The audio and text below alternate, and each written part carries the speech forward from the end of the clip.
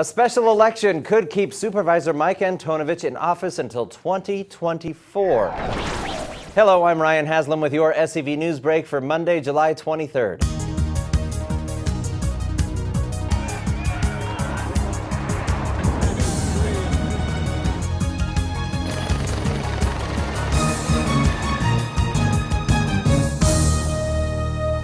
Voters may soon be asked to decide whether term limits for county supervisors should be extended. The County Board of Supervisors will consider a motion Tuesday to hold a special election on the matter. As it stands, Supervisor Mike Antonovich will be termed out of office in 2016. Fellow supervisors Gloria Molina and Zev Yaroslavsky would be out in 2014. Voters limited supervisors to 3 consecutive 4-year terms in 2002. If the motion is approved, voters would again be asked to approve term limits, but this time it would be a 5-term limit, starting with the office holder's first election in or after 2002. Antonovich was first elected supervisor in 1980 and has served the longest of any current board member. In the county's 160-year history, only one person, the late Kenneth Hahn, held the position longer than he. Congressman Buck McKeon has a new district director, former Signal newspaper general manager Morris Thomas. He will assume the position for the 25th Congressional District. Thomas has lived in Santa Clarita for more than 20 years. He resigned after a 12-year career at the Signal to take the job formerly held by Bob Houter. It's a struggle for basic worker rights. Union organizers say unsafe working conditions, especially for housekeepers, have prompted a global boycott of Hyatt hotels, and that includes the Hyatt Regency Valencia. An academic study has shown that those health and safety problems, the injury rates, are much higher in Hyatt hotels than they are in their competing chains. We have asked Hyatt to release all of its injury logs from all of its hotels in North America in response to Hyatt's assertion that they don't have a bad injury rate. We know that they do. An academic study shows it, but more importantly, housekeepers know it. Hyatt officials say Unite Here is using the boycott as a means to increase their union membership and denies creating an unsafe work environment. The Hyatt Regency Valencia is a non-union hotel. County health permit fees for tattoo parlors and food trucks are under review. A report from the county health officer shows current fees are too high.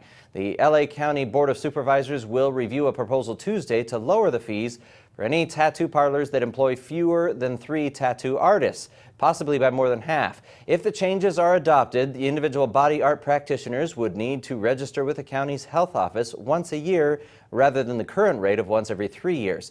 Food trucks would also be able to operate at multiple events held in the same location under a single permit, like concerts in the park at Santa Clarita Central Park, rather than having to pull a new permit for each event. Now for your weather, we got a little bit of a break from the scorching weekend heat today, but it was still warm outside. Highs reached into the mid-90s in Santa Clarita today. Your overnight low will dip into the lower 60s tonight. More sunshine and warm temperatures in the low to mid-90s are in store this week. Temperatures will be back into the upper 90s by Saturday.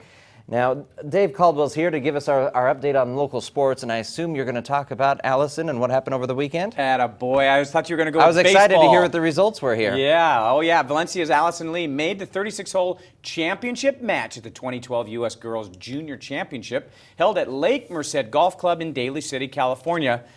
But she lost 1-up to 16-year-old Australian Minjee Lee. Allison, who is not related to Minjee, was down by 1 after the morning round of 18, but after the break, the championship was Allison's for the taking. A bogey by Minjee on the 23rd hole squared the match, and then consecutive birdies by Allison on the 26th and 27th holes gave her a 2-up advantage. A bogey by Minjee on the 30th hole extended Allison's lead to 3.